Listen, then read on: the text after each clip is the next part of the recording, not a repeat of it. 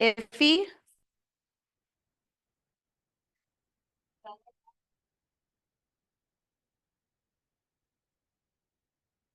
That better, maybe? I can also hold it. We can swap if you're more comfortable holding a mic. I can just, is there a clicker? A what? Oh yeah, there's clicker. If you have any videos, we've deduced that the laser pointer will stop and restart your video. So I do not, because excellent. technology doesn't like me. All right. So I'm Danielle Matuzak, as that lovely intro. I will introduce you. Are you ready? Go for Okay. it. You can introduce yourself if you want. I just want to make sure our Zoom No, folks are go good. for it. All right, cool. Danielle, I practiced your last name, so now I got to show off that I could do it. Danielle Matuzak is the biologist specialist at the SEWRPEC, which is Southeast Wisconsin Regional Planning Commission. This is why we have acronyms. She has worked on lakes and rivers all over Wisconsin and is dedicated to ensuring that stakeholders have the tools needed to ensure the protection and restoration of their water bodies. Danielle develops aquatic plant management plans, like comprehensive management plans for local groups to provide resources for them to manage their water bodies. She lends her passion for outreach and engagement by actively engaging with stakeholder groups and water bodies all over the region. All right, take it away. Great. Thank you so much for the introduction.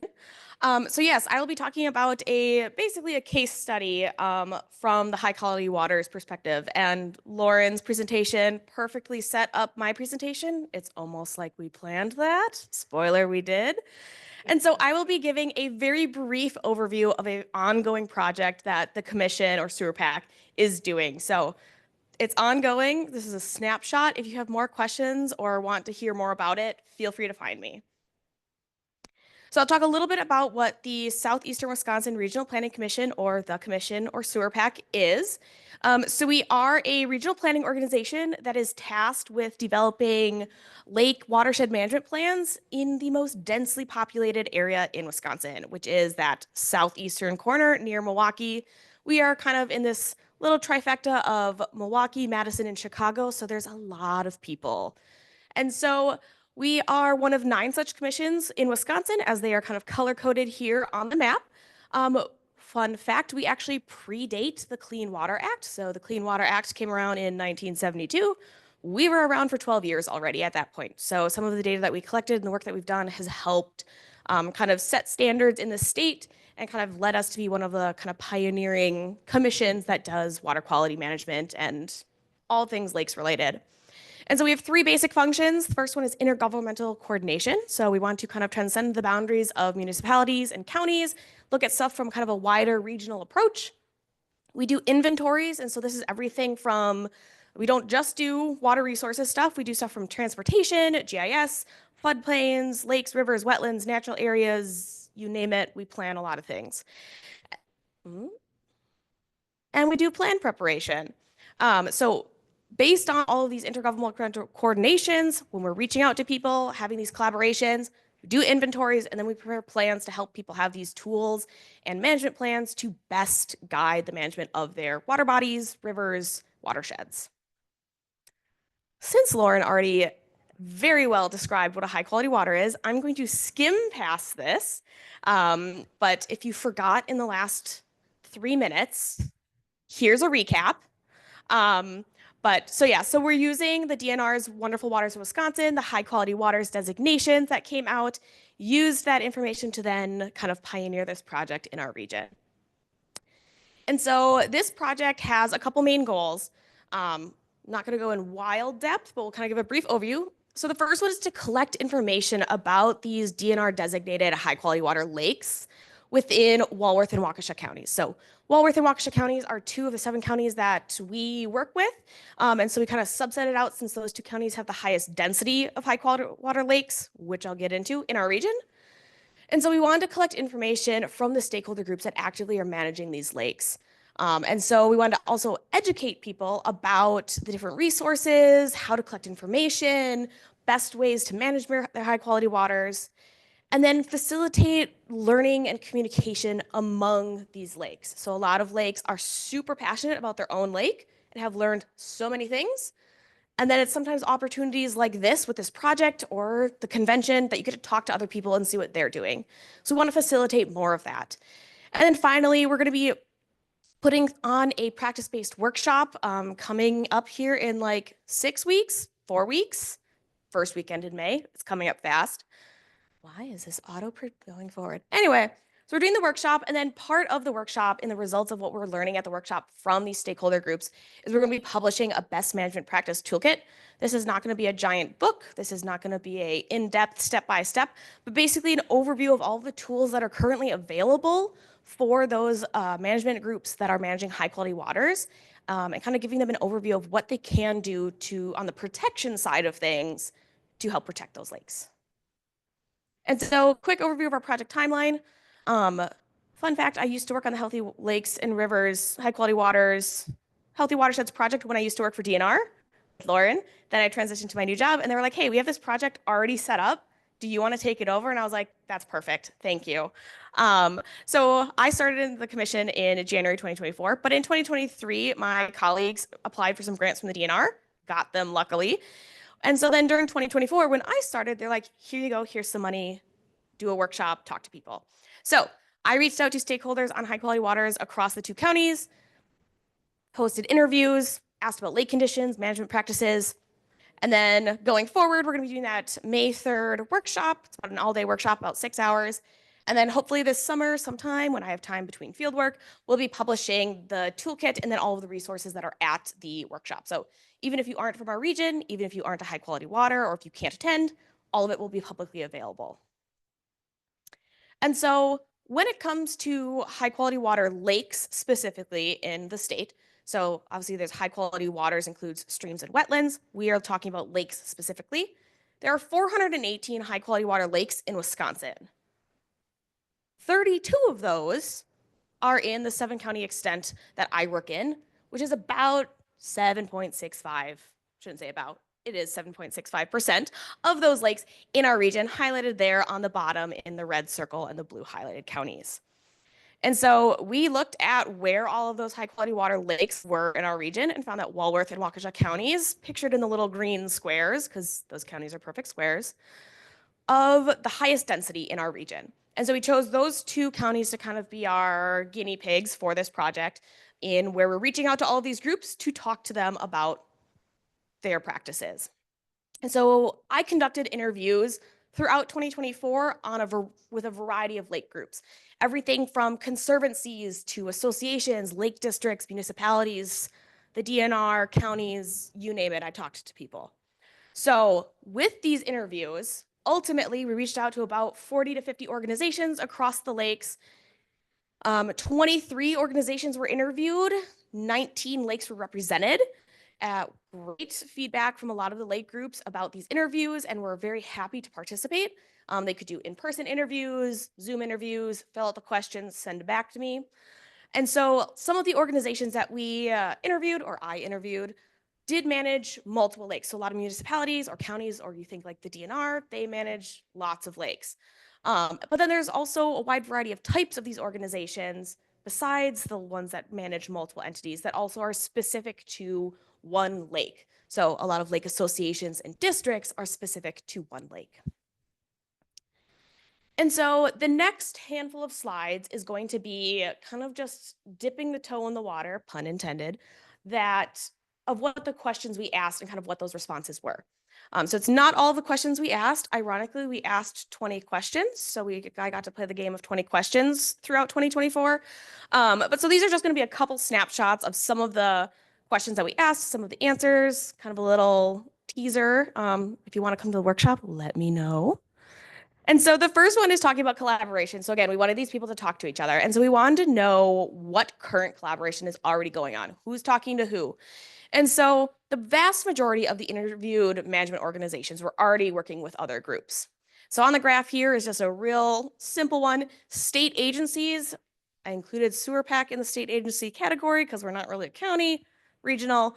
And so between DNR, state agencies like myself and my colleagues, most of the organizations were interacting with us. Many of them were working with municipalities and nonprofits, and then a variety of other groups. One group that I was slightly surprised with was yacht clubs. A lot of groups are actively networking with and collaborating with the yacht clubs on their lakes to make sure that those stakeholder groups voices are heard and that they are kind of have their voice heard in these discussions when it comes to lake use, lake management, all of the things.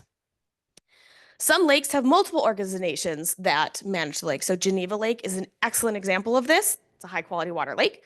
They have the GLC, GLA, GLEA alphabet soup. So it's the Geneva Lake Conservancy, the Geneva Lake Association, and the Geneva Lake Environmental Agency.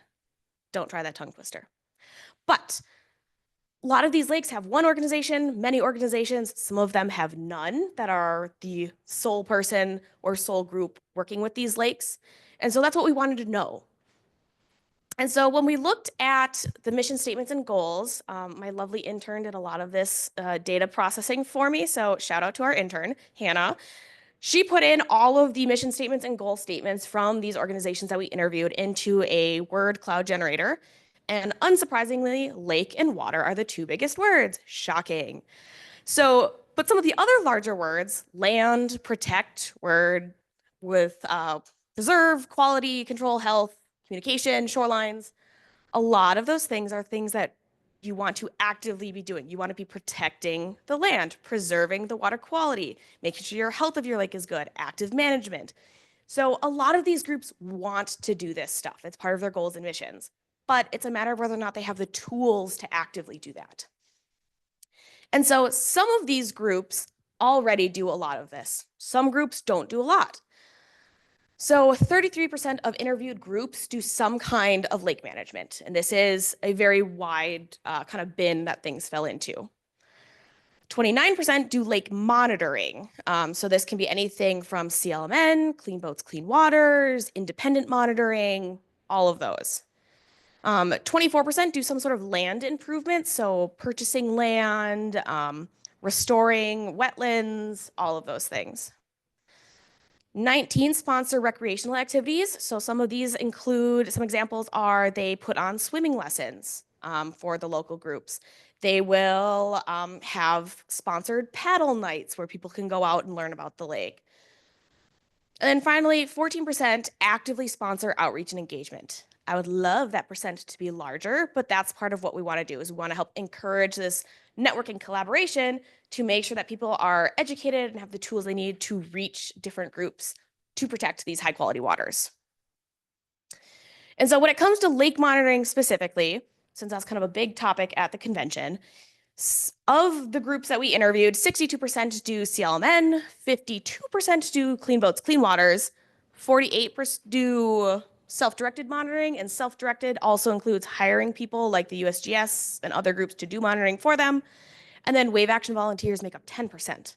But the great part is 62% do multiple of these or all of these. So there's a lot of groups that already have a lot of stuff set up for monitoring these lakes, but there's also, there's what, 38% that don't do multiple things and a lot of groups that don't do much at all.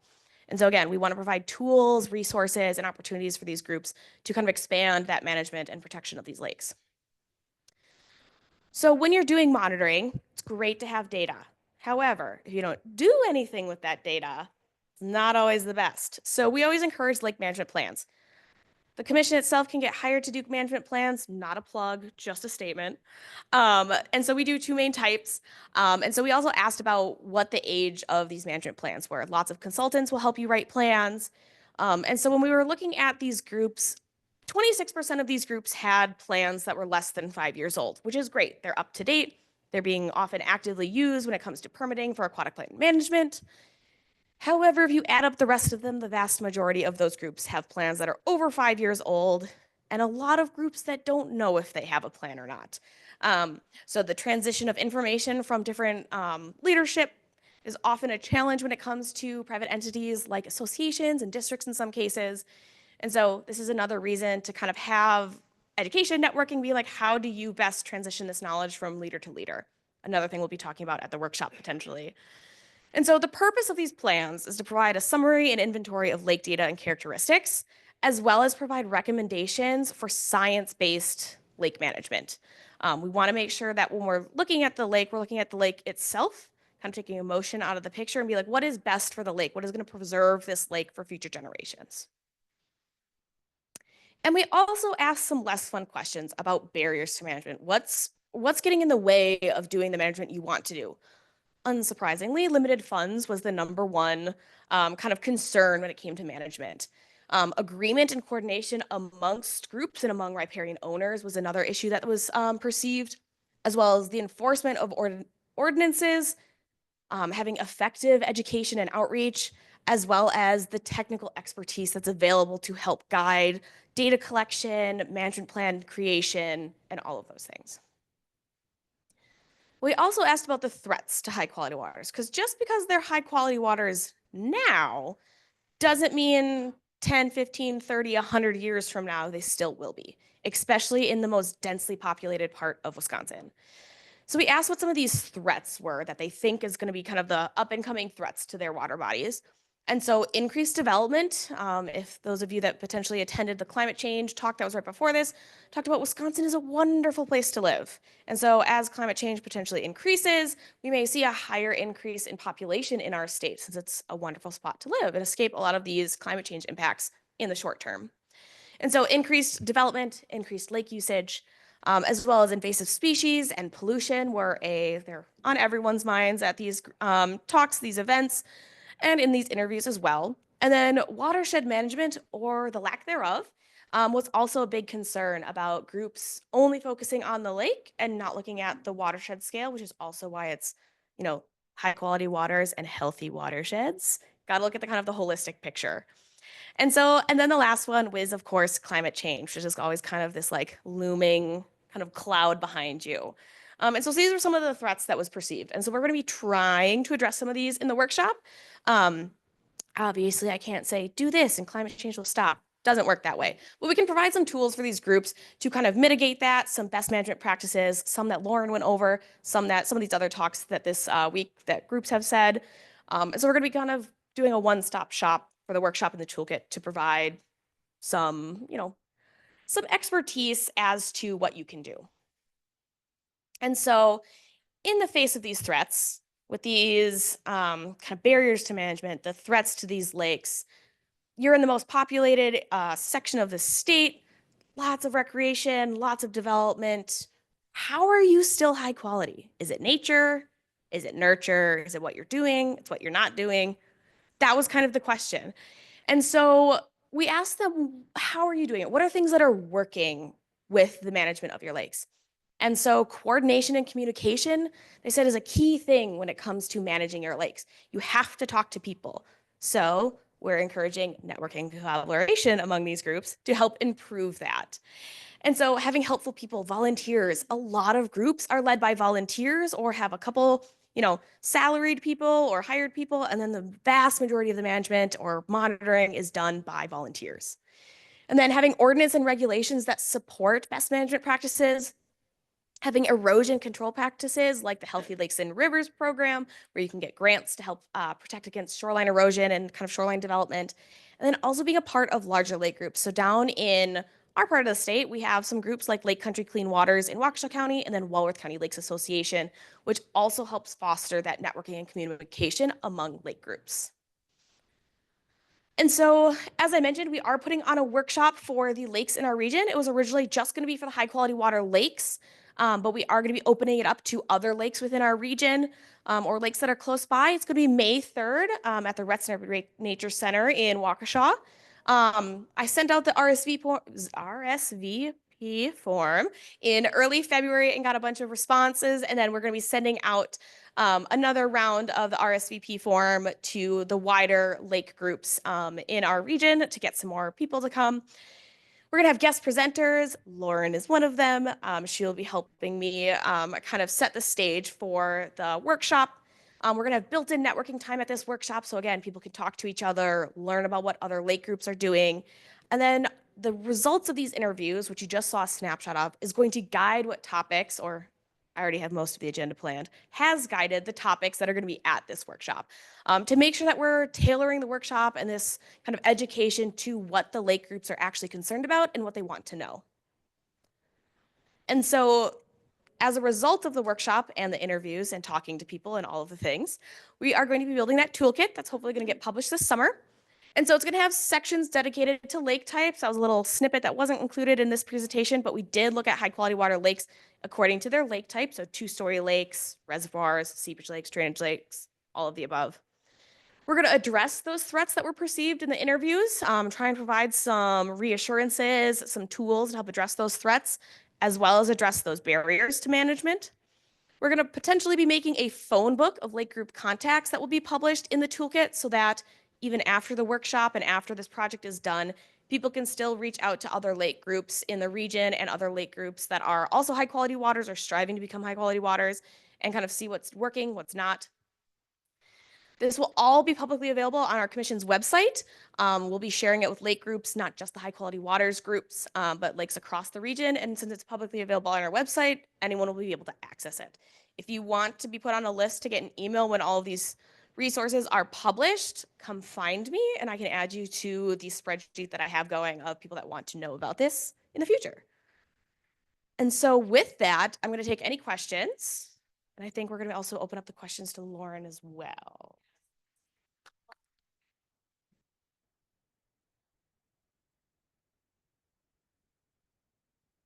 So we do have a little bit of extra time and wiggle room, so I might put Lauren on the spot too. And if you have any questions, you can talk to both of our presenters. And again, we are also broadcasting some of this stuff out to Zoom, so I will periodically be asking Katie if we have any chat questions too. I'll ask you to hold the mic so those folks can hear our questions.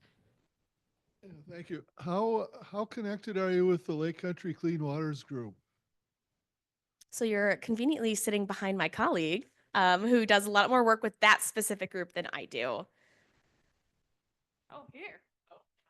I'm going to let him kind of answer it a little bit. Hi, I'm Justin Winsett. I'm about SurePack. Sorry to put you on the spot. No problem. I think pretty well connected. I know most of those folks. I work with the Tall Pines Conservancy that works with Lake Country Clean Waters. I go to the Health Lakes Conference pretty much every year. So try to stay in touch. As part of this, actually before Danielle started, we were applying for the grants from DNRs, for water education grants.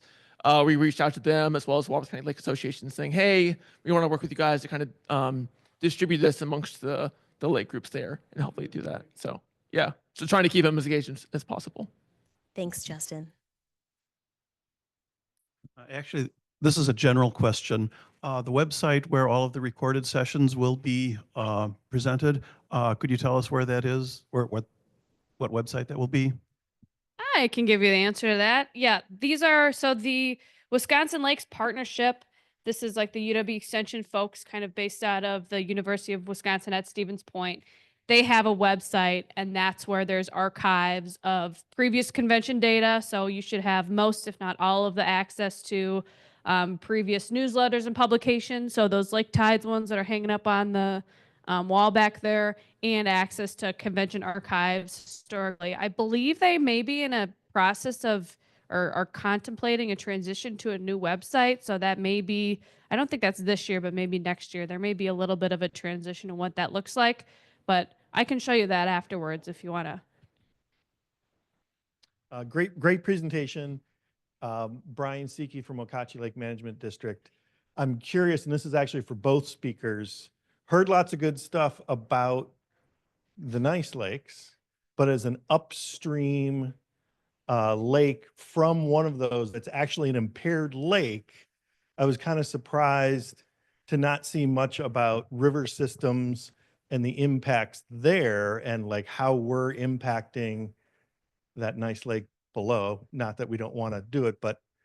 Yeah, of course. So for my project and the commission's project, we looked at only lakes. So that was just kind of the breadth of what we had funding to do, and what we kind of chose to do to bite off, a chewable piece. I will let Lauren answer it according to her presentation.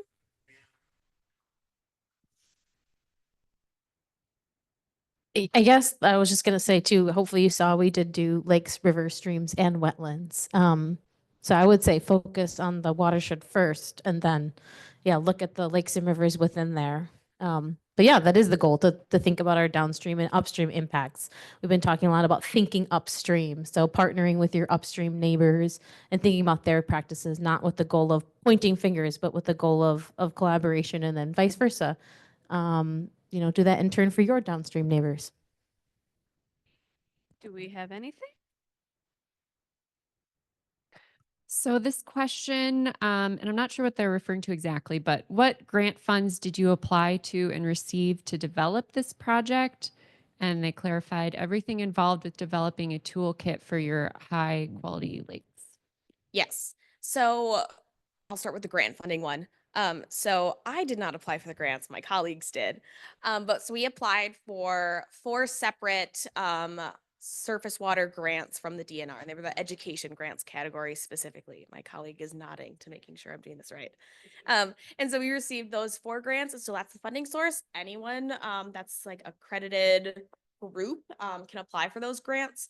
The surface water grant applicant guide on the DNR website is excellent if you're wondering whether or not you are in a group that can apply for these grants. And then the second half of that was about the toolkit, I believe, right? So the way we're doing the toolkit is, again, it's going to be more of an overview of resources and less of a diving into the nitty gritty, kind of a one-stop shop.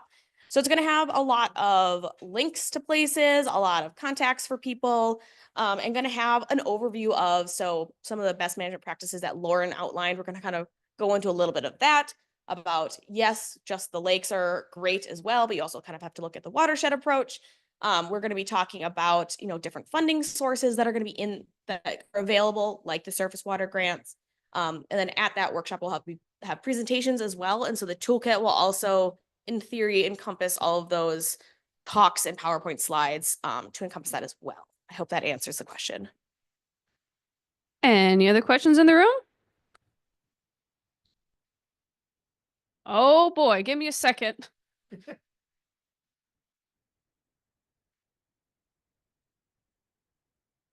Yes. You mentioned lake watershed plans, but there's also like aquatic plant management plans. What do you see are there more lake watershed plans because it touches so many different bases where aquatic plant management plan is much more specific? I mean, in terms of what is recommended or desired by WDNR? That's a fantastic question. I could probably answer that. Go for it. I write a lot of aquatic plant management plans and comprehensive management plans for lakes and rivers and watersheds. And what I would say is there's some regulatory components to writing and getting a DNR approved aquatic plant management plan. And that's usually the focus of organizations that do have that heavy, both ecosystem where they have plants and management struggles and strategies with that. So a lot of times the aquatic plant management plan will be a really key focal area for groups where that's a lot of the activities and the management that they do in a lake. From the comprehensive perspective, you're looking at watershed planning, you're looking at, we're talking about a shoreline erosion, habitat, a lot of other larger scale encompassing components too, in which the aquatic plant management plan might be a part of. So when we look at, a larger undertaking of plan writing, I think everybody would prefer to kind of know from the watershed scale what's going on and prefers those larger comprehensive plans, but they're a lot more onerous in terms of research and work and collaboration, where if you're really just trying to focus on, this one chunk of aquatic plant management that you're trying to do as an entity, then that's a really good place to start. So a lot of times that I see is an organization do a plant management plan in order so they can do a treatment or they can do some targeted harvesting for navigational lanes. And then as they start to understand, our plant community is reflective of our biology of our lake and some of the nutrient inputs, we see them then come back when they're doing an aquatic plant management update and look at that comprehensive plan option. And I'll quick jump off that a little bit too. And the other thing is that so we write, as the commission, we write contracts and work with people to do aquatic plant management plans, comprehensive lake management plans. Because of all of the work that goes into comprehensive lake management plans and watershed plans, they're a lot more expensive. And so it is a limiting factor for a lot of groups as well. The aquatic plant management plans are typically a little bit smaller in scale in some cases, where the comprehensive plans are just that, they're comprehensive. So it's a lot more work. Yeah, there's so many great resources from DNR staff, and I guess some consultants, I'll say too, can be really helpful in helping you look at the bigger picture, get grants. Again, the DNR surface water grants are amazing. You just plugged this before, their applicant guide is, I think, just in the process of getting updated and has a bunch of that really good information in there. Again, there are so many resources from DNR folks in particular that can help you through, picking a plan and figuring out what the right options are And if you know you can't really afford a, high dollar value comprehensive plan now, maybe you have that written down into your budget for 5 years from now. Questions? All right, we will adjourn a little bit early. We will have thank you both, Danielle and Lauren. That was amazing. We will have lunch and kind of wrap up confluence session in the large ballroom here in a few minutes. You do have some